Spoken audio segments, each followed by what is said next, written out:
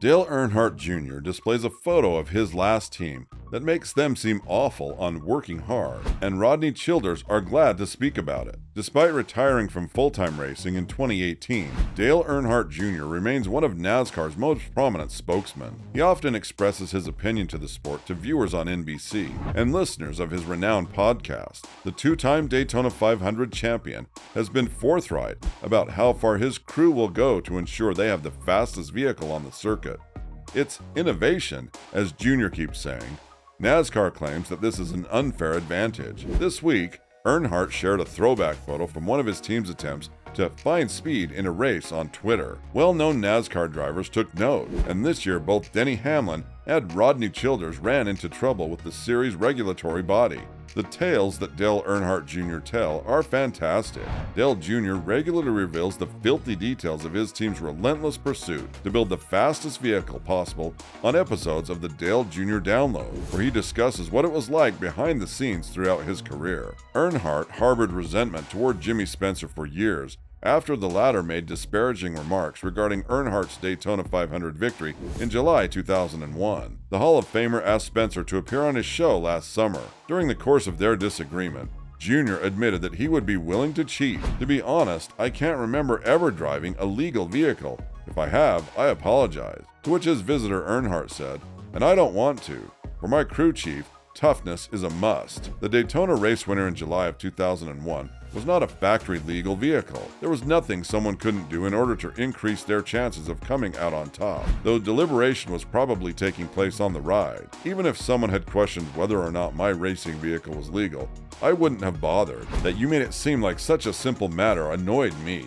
A photo of Earnhardt's hard-working crew is included in a tweet he sends out. It's great that Earnhardt is honest about the strategies teams will use to win. In this situation, everyone is aware of what's going on. There are a lot of people who would rather not discuss it. Ex-driver last week tweeted a photo of his car's front with a bunch of Budweiser stickers on the hood and a description of what fans might see, demonstrating to his followers what it meant to be creative. "Want to see what real hard work and rapid progress look like?" he tweeted. Because of the reduction in drag by a factor of 2 in the wind tunnel, 15 Bud decals are layered on top of each other in front of the roof cam. There was a lot of effort put in by Uris.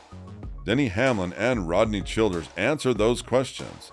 There was a lot of reaction to Earnhardt's remark, notably from those drivers and crew chiefs whose teams were penalized by NASCAR for breaking next-gen vehicle regulations this season. "It seems like you can clip 2 counts today with 1 piece of tape," Denny Hamlin said. He explained what happened during his race in Pocono, when he was first declared the winner before being disqualified for a little bit of tape. It wasn't only Hamlin who responded from NASCAR. An additional opinion was offered by Kevin Harvick's former crew chief, Rodney Childers, who was suspended for 4 races and fined $100,000 for switching vendors after the second race at Talladega. The punishment for working hard these days would be an indefinite ban, as stated by Childers. The old sports adage, "If you're not cheating, you're not trying," still rings true today. It was accurate when Earnhardt was competing. This is true even now. The rulemaking committee and the competing teams are playing a game of cat and mouse. No one should be surprised that the best teams have worked out ways to be innovative without being discovered. Dale Earnhardt Jr. has informed NASCAR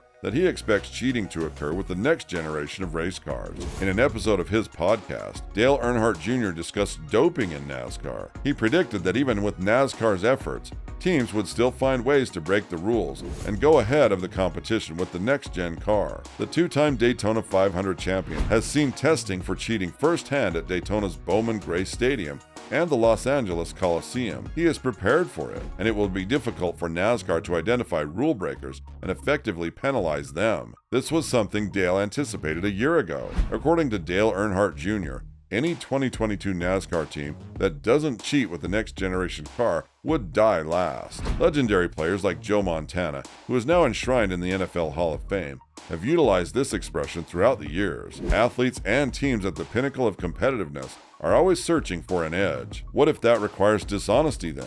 In this regard, NASCAR is no different. Dale Earnhardt Jr. recently predicted on his podcast that teams would have to cheat to find every edge they can in order to avoid finishing in the middle of the pack, or worse, after NASCAR announced the new next-gen vehicle for 2022, giving all teams the same equipment and leveling the playing field. He warned that the first person to cheat and be caught by NASCAR would have to pay a heavy penalty. As of early May, when NASCAR first unveiled the next-gen racing vehicle, the clock had started ticking.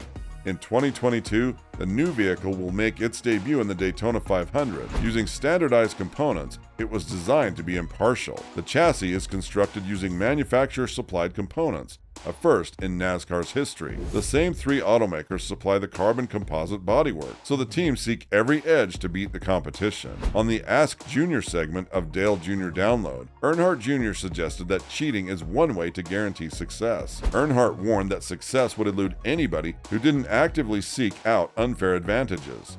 You must figure out how to make the most of this shiny new automobile and its accessories. You must discover a hidden benefit and protect it for as long as possible before your competitors catch on or news gets out. The price for the first group to be apprehended will be significant. Earnhardt acknowledged that cheating is necessary for success, but warned about the high stakes and potential payoffs that come with engaging in such behavior. Whoever is ready to take the chance must also be prepared to pay the price if they are caught by the NASCAR police. Earnhardt warned that the first person to discover tampering with NASCAR's equipment might face severe consequences, for the simple reason that NASCAR gets pissed off. They hope this vehicle will become a trendsetter. They exert great effort to persuade all of these suppliers to provide the necessary components. It's this massive enterprise. Then you'll attempt to fool it after messing it up.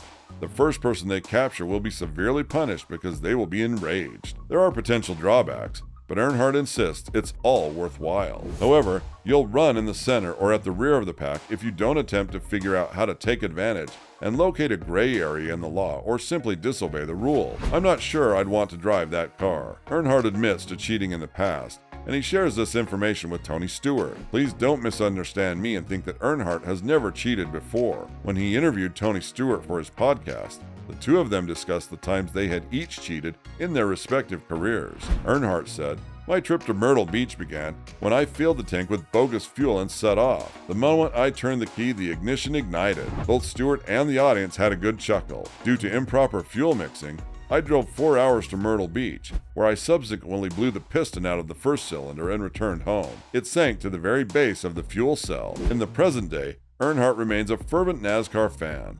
When NBC airs races, he discusses them on his podcast. Even if they are aware that cheating would occur with this new vehicle, it's hard to think that the folks in control at NASCAR's Florida headquarters are pleased to hear him express a full-throated promotion of cheating. What do you think of cheating? Is it inevitable? Tell us in the comments, leave a like, and subscribe for more videos like this.